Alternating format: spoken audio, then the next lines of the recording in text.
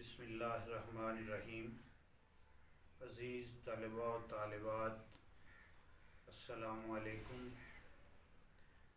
سب سے پہلے تو آپ کو دوسرا سمیسٹر پاس کر کے تیسرے سمیسٹر میں آنے پر خوش آمدید۔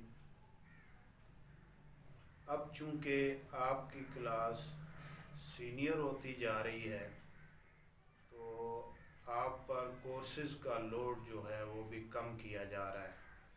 تیسرے سمیسٹر میں آپ 2 کورسز پڑھیں گے، جن میں پہلا جدید شعری ادب ہے اور دوسرا مقالہ نگاری۔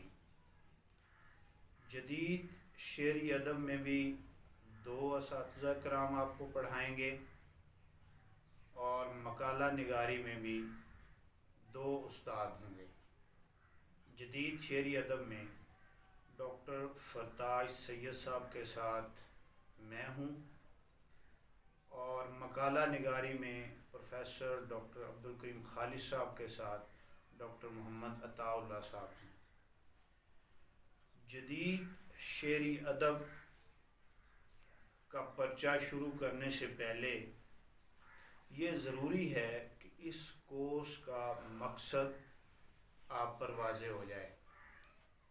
اس کورس کا مقصد اردو ادب کے طالب علموں کو اقبال کے بعد آنے والے جدید اردو شاعری کے اہم نمائندہ شعراء کی شاعری کے مختلف فکری و فنی پہلوؤں سے متعارف کرانا ہے، تاکہ طلباء و طالبات نئے دور کے شعراء کی عظمت و خدمات سے آگاہ ہوں اور جدید اردو شاعری کے رجحانات کا شعور حاصل کر سکیں۔ اس کورس میں 20ویں صدی کی 2 شعری اصناف نظم اور غزل کے حوالے سے ایسے شعراء کی تخلیقات کا انتخاب کیا گیا ہے جنہوں نے جدید اردو شاعری کی صورت گری میں اہم کردار ادا کیا ہے۔ اس کورس کو 3 حصوں میں تقسیم کیا گیا ہے۔ پہلا حصہ وہ جدیدیت کے بنیادی مباحث پر مبنی ہے۔ اس میں جدیدیت کے بنیادی مباحث پر بات کی جائے گی۔ دوسرا حصہ نظم نگاری کا ہے، جس میں 4 نظم نگاروں کو پڑھا جائے گا اور ان کی نظم نگاری کا فکری و فنی تجزیہ کرنے کی کوشش کی جائے گی۔ ان 4 شعراء میں نون میم راشد، فیض احمد فیض، مجید امجد اور مصطفیٰ زیدی ہیں۔ اب ان کی آگے پھر کچھ نظمیں ہیں، ان کا جو متن ہے وہ مطالعے کے لیے دیکھا جائے گا۔ نون میم راشد کی نظمیں جو ہیں وہ یہ ہیں: حسن کوزہ گر، ریگے دی روز، اندھا کباڑی، میرے بھی ہیں کچھ خواب۔ فیض احمد فیض کی یہ نظمیں ہیں: بول، صبح آزادی، یاد، زنداں کی ایک شام۔ مجید امجد کی یہ نظمیں مطالعے میں آئیں گی: پنواڑی، نیاد نو، ہڑپے کا ایک کتبہ، امروز۔ اس طرح مصطفیٰ زیدی کی بھی 4 نظمیں نصاب میں شامل کی گئی ہیں: نوروز، پرچھائیاں، زخم سفر، نئی آبادی۔ اور حصہ غزل جو ہے وہ تیسرے نمبر پر ہے۔ وہ آپ کو ڈاکٹر فرتاش سید صاحب نے بتا دیا ہے کہ اس میں بھی 4 شعراء لیے گئے ہیں غزل کے، جن میں ناصر کاظمی ہیں، منیر نیازی، شکیب جلالی، احمد فراز، اور کچھ ان کا متن بھی شامل کیا گیا ہے۔ یہ تو کورس کا تعارف تھا۔ کہ اس ترتیب سے ہم دیکھیں گے۔ اب چونکہ جدیدیت کے بنیادی مباحث ڈاکٹر فتح سید صاحب کا حکم تھا کہ میں آپ سے شیئر کروں، تو یہ پہلا حصہ میرے پاس ہے، جدیدیت کے بنیادی مباحث، اور اس کے ساتھ ہی حصہ نظم جو ہے وہ بھی میرے پاس ہے۔ تو حصہ نظم میں 4 شاعر دیے گئے ہیں، میں نے عرض کیا ہے آپ کے سامنے، تو 4 میں سے 2 ہم مڈ ٹرم تک دیکھیں گے، نون میم راشد اور فیض احمد فیض، اور باقی 2 جو ہیں مجید امجد اور مصطفیٰ زیدی وہ فائنل ٹرم میں پڑھائے جائیں گے۔ تو یہ کورس کی بنیادی آؤٹ لائن میں نے آپ کے سامنے رکھ دی ہے اور اس کا تعارف کروا دیا ہے۔ اب پہلا حصہ ہمارے پاس چونکہ جدیدیت کے بنیادی مباحث کا ہے، تو اس میں اگر ہم دیکھیں تو 20ویں کے جدیدیت پر بات کی جائے یا دیکھا جائے کہ جدیدیت کیا ہے، تو سب سے پہلے اس طرح سے ہم آغاز کر سکتے ہیں۔ 20ویں صدی میں جہاں سیاست و معاشرت اور صنعت و تجارت میں انقلابات رونما ہوئے، وہاں ادب میں نئی سے نئی تحاریک بھی وجود میں آتی رہی۔ قیام پاکستان سے قبل ترقی پسند تحریک اور حلقہ ارباب ذوق نے ادب کو نئی نئی راہوں سے روشناس کرایا۔ کبھی ادب میں مصوری نے سر اٹھایا تو کبھی سریلزم، ریئلزم، ساختیات اور جدیدیت کا چرچا ہوتا رہا۔ ان میں سے بعض رویے تحریک کے طور پر سامنے آئے اور انہوں نے اردو ادب کو متاثر کیا، اور بعض رویے وقتی طور پر ابھرے اور مقبولیت حاصل نہ کرنے کے باعث اپنا وجود کھو بیٹھے۔ قیام پاکستان کے بعد اردو ادب میں جدیدیت کی اصطلاح زبان زد عام ہوئی، تو یہ بحث چل نکلی کہ جدیدیت آخر ہے کیا۔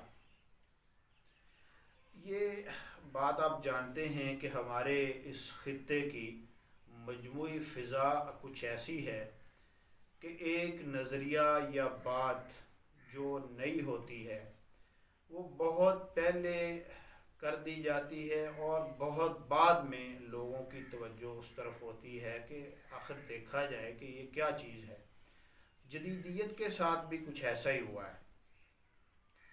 اب لوگ کہنے لگے کہ کیا ہر لکھنے والے کی تخلیقات پر اس اصطلاح کا اطلاق ہو سکتا ہے، یا اسے کسی مخصوص خیال یا نظریے کی حامل تحریر ہی پر منطبق کیا جا سکتا ہے۔ جدیدیت کے بنیادی مباحث پر اور اس کی تعریف کرنے والوں میں سے ہر ایک کا خیال دوسرے سے نہیں ملتا۔ بعضوں کا خیال ہے کہ قیام پاکستان کے بعد جو ادب تخلیق ہوا وہ جدید ادب ہے، لہٰذا اسے جدیدیت کے زمرے میں داخل کیا جانا چاہیے۔ اس کے برعکس بعضوں کا خیال ہے کہ ترقی پسندانہ رجحانات کے تحت تخلیق ہونے والا ادب ہی جدیدیت کے احاطہ میں لایا جا سکتا ہے۔ بعض نے قدامت پسندی اور رجعت پسندی کی حامل تحاریر کو جدیدیت میں شمار کرنے سے انکار کیا ہے۔ بعض کا خیال یہ بھی ہے کہ جدید معاشرہ کے مسائل کو موضوع بحث بنانے کا عمل جدیدیت ہے۔ تو مختلف لوگ جس طرح سمجھتے تھے اپنی آراء دیتے رہے۔ اب آپ یہ بات جانتے ہیں، آپ کو معلوم ہے کہ جدیدیت کا لفظ جو ہے وہ جدت اور جدید سے نکلا ہوا ہے، اور اگر اس کا لغوی مطلب دیکھا جائے، لفظی مفہوم، تو यही है कि अब का नयापन जिसमें हो, हाल की जो चीज़ हो, अभी की चीज़ हो, या जिसका ताल्लुक़ मौजूदा दौर और ज़माने से हो। अगर हम जदीदियत को मुख्तलिफ़ नाक़दीन और मुहक्किकीन की आरा की रोशनी में देखें तो उससे पहले ये बात करनी भी ज़रूरी है कि जदीदियत का ताल्लुक़ ज़मान व मकान से है, इसलिए इसकी हैसियत अज़ाफ़ी है, लिहाजा इसकी तारीफ़ भी ज़मान व मकान के हवालों से ही मुमकिन है। इस तरह की बहस डॉक्टर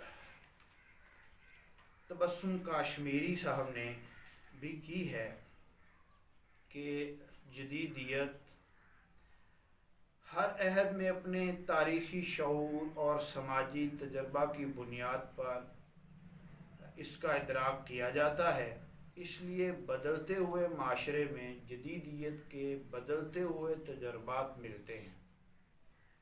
ये ठोस मारूज़ी सूरत हाल का नतीजा होते हैं।